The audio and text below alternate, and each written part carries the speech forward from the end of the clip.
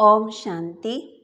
बाबा कहते, मीठे बच्चे, अपना सब कुछ ईश्वर सेवा में सफल कर भविष्य बना लो, क्योंकि मौत सिर पर है।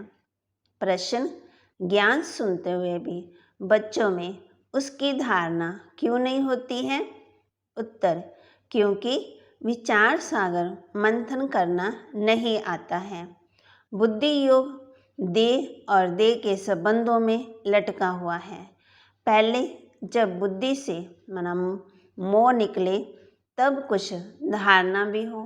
मोह ऐसी चीज है जो एकदम बंदर बना देती है। इसलिए बाप बच्चों को पहला पहला वायदा याद दिलाते हैं कि देह सहित देह के सब संबंधों को भूलो और मुझे याद करो। गीत: भोलेनाथ से निराला और कोई नहीं। बाबा कहते, वर्षा बाबा से मिलता है और भारत को ही मिला था। बाबा कहते, गाया भी जाता है ना, हीरे तुल्ले कौड़ी तुल्ले।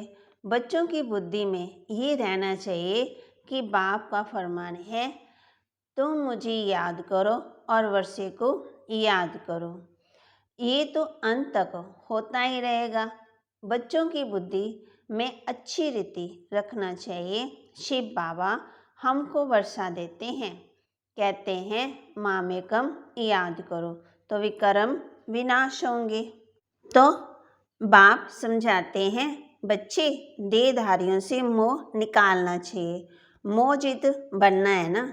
देवाभिमान है सबसे पहला नंबर दुश्मन। आत्मा में ही 84 जन्मों का पाठ नूंदा हुआ है। बाप ही आकर के समझाते, उनको ही ज्ञान का सागर कहा जाता है। बाप कहते, इस समय आकर के ज्ञान देते हैं। बाबा कहते, किसी को भी बुलाया है ना, निमंत्रण देकर फिर आकर के परम पिता परमात्मा का परिचय लो और भविष्य 21 जन्मों के लिए बाप से वर्षा लो। बाप कहते, तुम मुझे याद करो तो तुम सतो प्रधान बन जाएंगे। सीढ़ी पर समझाना है ना।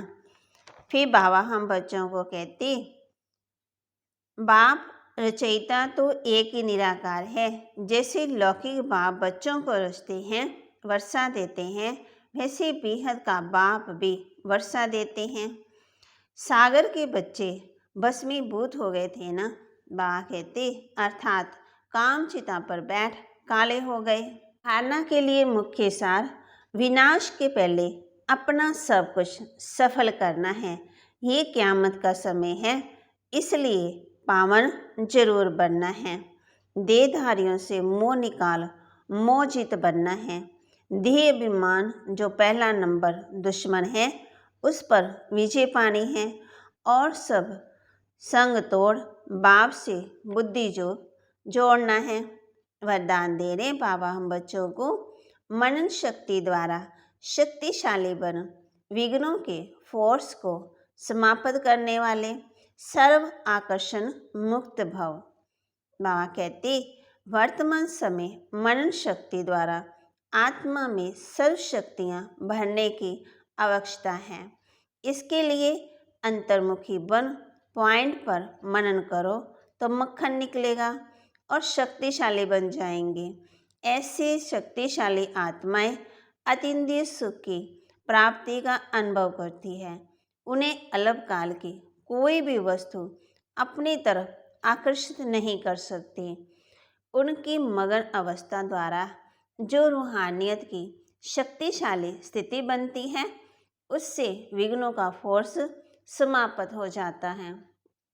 स्लोगन: ब्राह्मण संसार में सर्व का सम्मान प्राप्त करने वाले ही तख्तनशीन बनते हैं।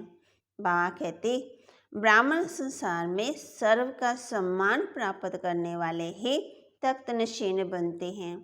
और बाबा ने हम बच्चों को बताया, बाबा कहते, पवित्रता की ही मुख्य बात है। समझते हैं ना, ये अंतिम जन्म है, स्वर्ग में चलना है तो पवित्र जरूर बनना है। बाबा कहते हैं, विनाश सामने खड़ा है, मुझे याद करो तो बेड़ा पार हो जाएगा। बाबा हम बच्चों को कहते, मुझ आत्मा समझ बाप को याद करना है। ओम शांति।